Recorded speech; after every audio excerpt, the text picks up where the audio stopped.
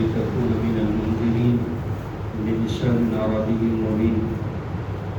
وقال رسول الله صلى الله عليه وسلم: القرآن حجة لك أو عليك، أو كما قال النبي صلى الله عليه وسلم: إن الله وملائكته يصلون على النبي يا أيها الذين آمنوا صلوا عليه وسلموا تسليما.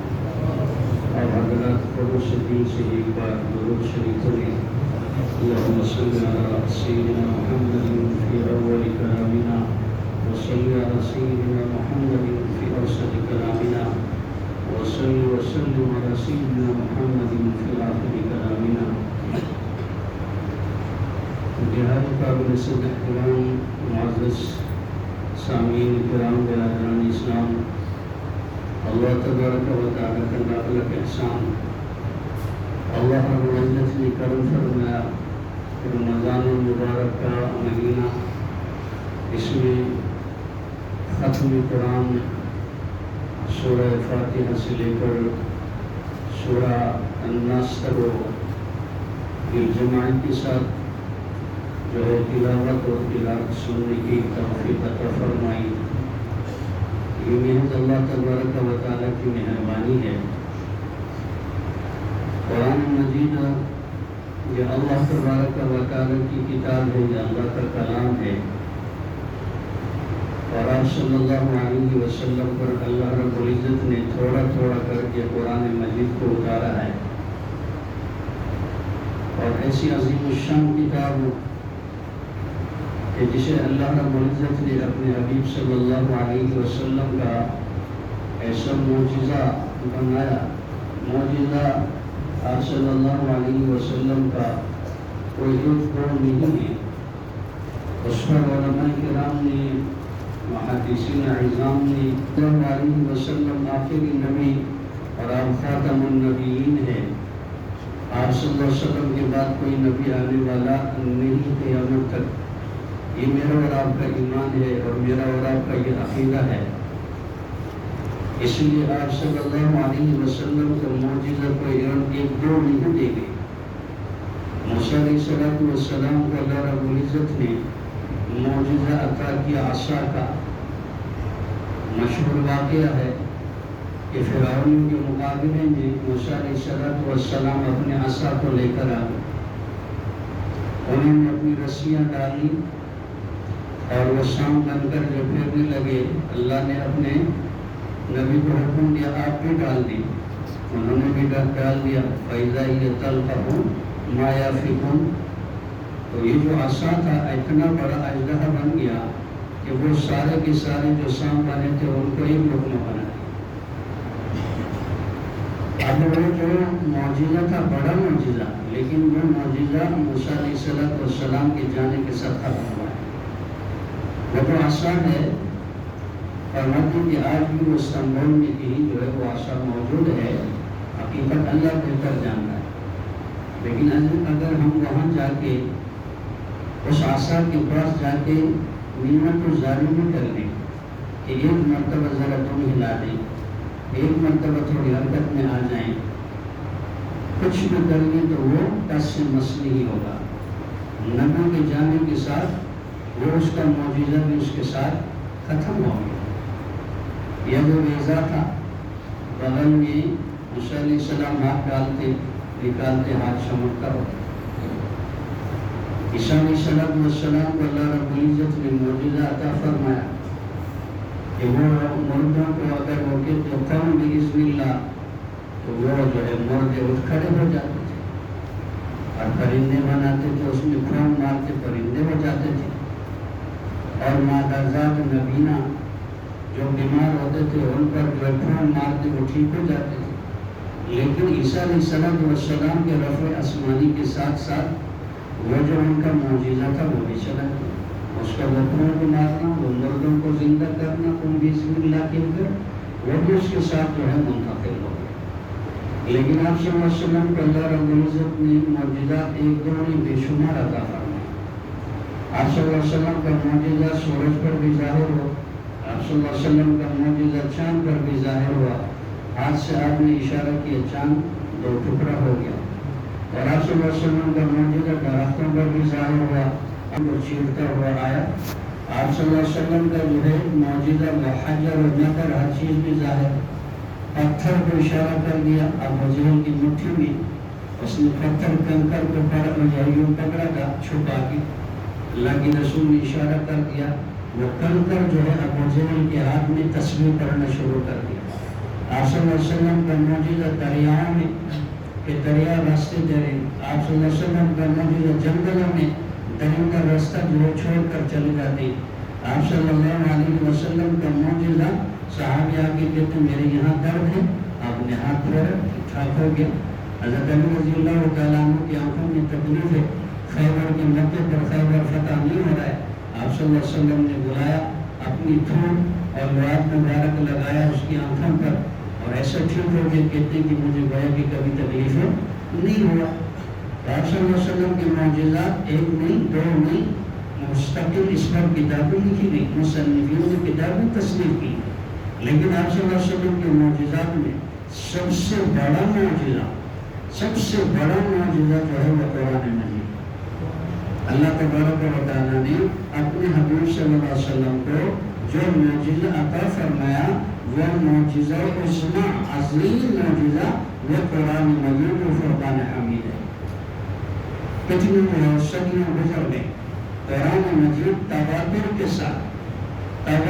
ساتھ وہ چلا آ رہا ہے، آج تک کوئی اس کے کسی ایک زیر یا زبر یا اس کے ساکن اور یا شد کو کوئی آگے پیچھے نہیں کر سکتا، اس لیے کہ رب نے خود کہا ہے کہ اِنَّا نَحْنُ نَزَّلْنَا الذِّكْرَ وَإِنَّا لَهُ لَحَافِظُونَ، قرآن کو ہم نے اتارا اور اس کی حفاظت ہم خود کریں۔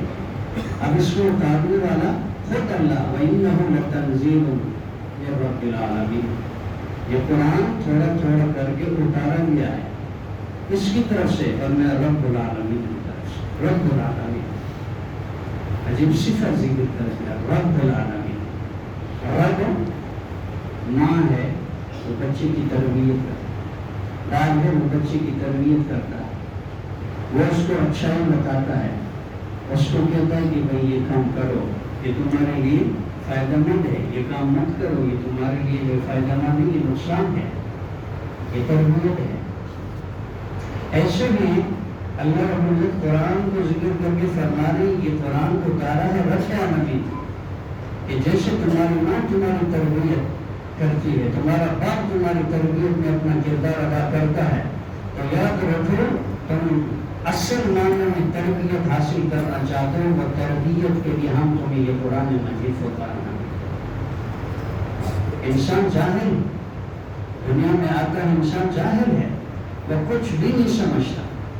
واللہ اخرجکم من بطون امہاتکم لا تعلمون شیئا، کہ اللہ تمہیں دنیا میں ماں کے پیٹ سے جب تمہیں دنیا میں اللہ رب العزت لے کر آتا ہے، پیدا فرماتا ہے، لا تعلمون شیئا، تم کچھ بھی نہیں جانتے، جاہل ہے۔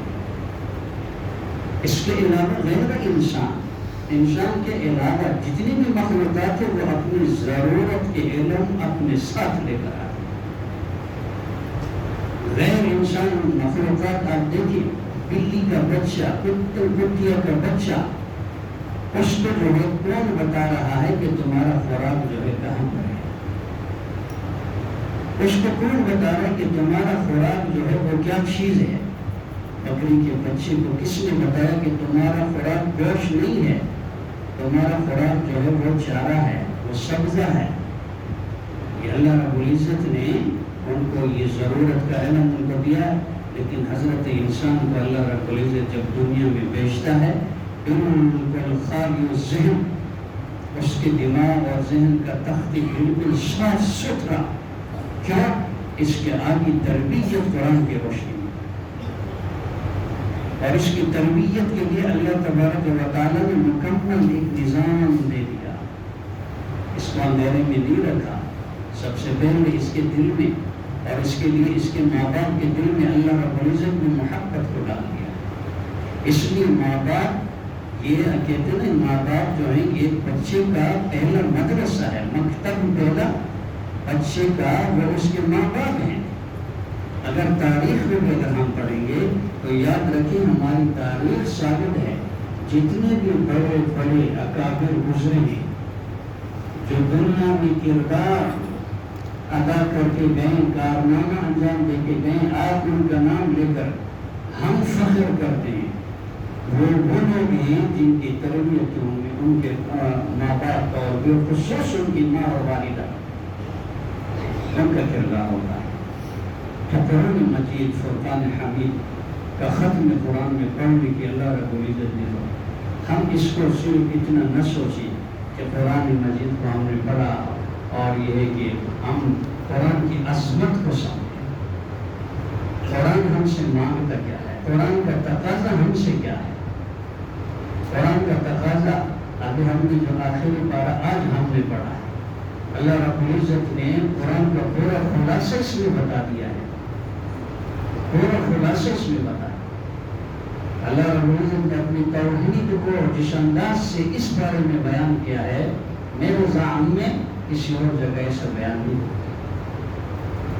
اللہ رب العزت نے اپنے حبیب صلی اللہ علیہ وسلم کے بارے میں آپ کی رسالت کو جو جس انداز سے اس بارے کے اندر بیان فرمایا ہے کسی اور جگہ نہیں۔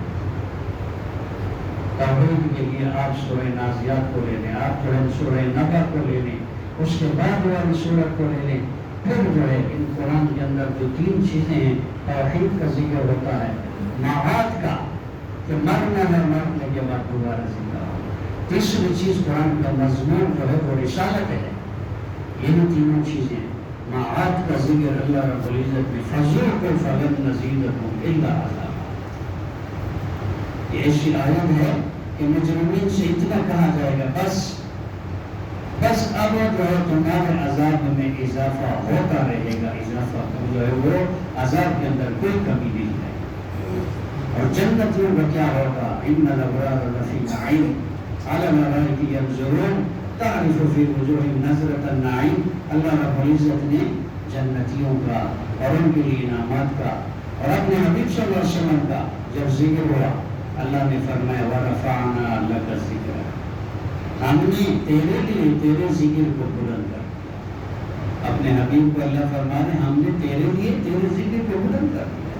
جہاں اگر اس کو شارٹ کٹ میں کیا جائے، بھیا اللہ یہ فرماتے سب سے بلند کون ہے، سب سے بڑا کون ہے، اللہ، سب سے بڑا اللہ ہے۔ تیرے ذکر کو ہم نے بلند کر دیا، بلندی والا اللہ ہے۔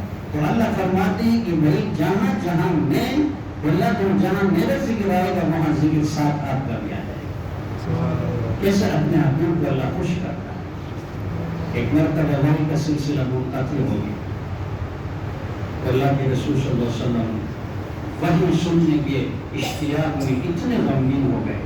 آتا ہے کہ بھئی ایک دفعہ اتنا پریشان، ایک پہاڑی پر گئے، آپ نے کہا دل کرا کہ میں یہاں سے جو ہے نیچے جو ہے اپنے آپ کو گرا۔ فرشتے نے آ کر فوراً سنبھالا، نبوت کو فرشتے سنبھالتے، اللہ سنبھالتا ہے۔ تو اس وقت جو ہے مخالفین چنگویاں باتیں کرنا شروع، دیکھو اس سے جو ہے نا اللہ ناراض ہو گئے، فلاں ہو گئے، یہ اس طرح کی باتیں۔ ان کی اپنی جو ہے ابو لہب کی بیوی جو تھی، جس کا جو ہے قرآن اس کے لیے بدعا ہے، اس کا باقاعدہ نام ہے امرأتہ حمالۃ الحطب فی جیدہا حبل من مسد، اس کے گلے میں یہ جو ہے رسیوں کا، بٹی ہوئی رسیوں کا، وہ قرآن اس کو ایسے الفاظ میں ذکر کیا۔ اس نے تو بہت برا جرم لگا، نعوذ باللہ، اس نے کہا کہ محمد صلی اللہ علیہ وسلم سے اس کا شیطان ناراض ہو گیا۔ یہ سن کر اللہ رب العزت نے جبرائیل علیہ السلام کو بلایا، فوراً فرمایا جاؤ میرے حبیب صلی اللہ علیہ وسلم تک پہنچو۔ جبرائیل علیہ السلام ایسے تیزی میں آ گئے اور آ کر اپنے حبیب صلی اللہ علیہ وسلم کو اللہ رب العزت کا پیغام سنا رہا، وَالضُّحَىٰ وَاللَّيْلِ إِذَا سَجَىٰ، فرمایا کہ چونش کی قسم، اللہ کو قسم کی کیا ضرورت ہے، اپنے حبیب سے محبت دیکھو، رسالت، ہم اللہ کے رسول کے ساتھ محبت کا دعویدار ہیں زبانی جمع خرچ، ہم محبت کریں اتباع کے اندر کہ اللہ کے رسول کی سنت ہماری زندگیوں میں، تب ہماری محبت کا دعویٰ صحیح ہے۔ محبت یاد دیکھو، اللہ رب العزت کا جتنا اپنے حبیب سے محبت ہے، فرشتہ اتنے تیزی سے آیا کہ وَالضُّحَىٰ وَاللَّيْلِ إِذَا سَجَىٰ، فرمایا کہ روشنی کی قسم، رات کی قسم جب چھان جائے، ما ودعک ربک وما قلی، تیرے رب نے تجھے چھوڑا بھی نہیں ہے، تیرا رب تجھ سے ناراض بھی نہیں ہے، وَلَسَوْفَ يُعْطِيكَ رَبُّكَ فَتَرْضَىٰ، اللہ تجھے اتنا دے گا تو راضی ہوگا۔ اللہ تجھے اتنا دے گا کہ تو راضی ہوگا۔ اپنے حبیب کو رب راضی کرنا چاہتا ہے۔ آپ کے علاوہ پوری انسانیت سے تقاضا ہے کہ مجھے راضی کرو۔ اللہ ساری انسانیت سے نہیں کہہ رہا کہ مجھے راضی کرو، لیکن یہاں حبیب کو کہہ رہا ہے کہ تجھے اتنا دوں گا کہ تو راضی ہو جائے گا۔ ایک مرتبہ جب یہ اللہ کے رسول مدینہ آ گئے تھے تو تحویل قبلہ کے لیے اللہ کے رسول بڑے پریشان کہ تحویل قبلہ ہو جائے، کبھی کبھی اس طرح اوپر دیکھتے، یہ اوپر دیکھنا اللہ کے رسول کا۔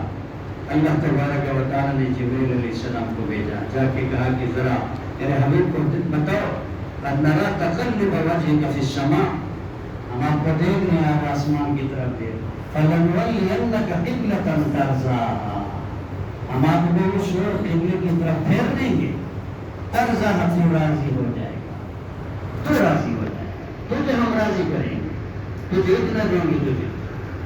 موسیٰ علیہ السلام اپنی قوم کو لے کر کوہ کی طرف ایک دفعہ گئے، راستے میں موسیٰ علیہ السلام تھوڑا آگے بڑھے، تیز ہو گئے، جب دور پہنچ گئے اللہ نے فرمایا کہ اے موسیٰ تو نے جلدی کیوں کی،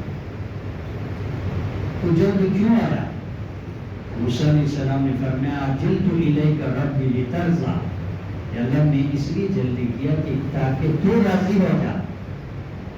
موسیٰ علیہ السلام کوئی معمولی نبی نہیں ہے، لیکن ان سے بھی مطالبہ وہ یہ کہہ رہا ہے کہ ربا نے اس لیے جلدی کیا کہ تو راضی ہو جا، لیکن میرے حبیب صلی اللہ علیہ وسلم کو رب کہہ رہا ہے کہ تجھے اتنا ہم دے دیں گے کہ تو راضی ہو جائے، تو ہم اس کا نام لیوا ہے، ہماری جو ہے نا تعلق عقیدت اس کے ساتھ ہے۔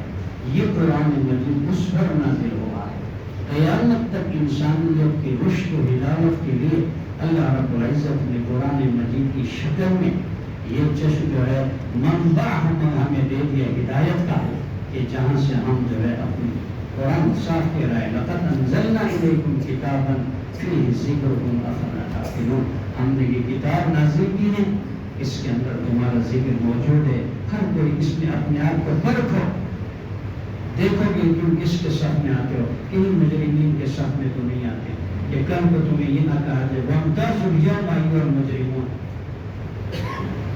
اور دیکھو کہ کہیں تم مطلب یہ کہ کہا جو ایسے لوگوں کے صف میں تو نہیں ہیں جن کو اللہ رب العزت نے دھتکارا ہے، کہ تم اپنے آپ کو دیکھو کہ مومنین صالحین اتقیاء ان کے صف میں ہو، تو پھر رب تمہیں کیا کرے گا؟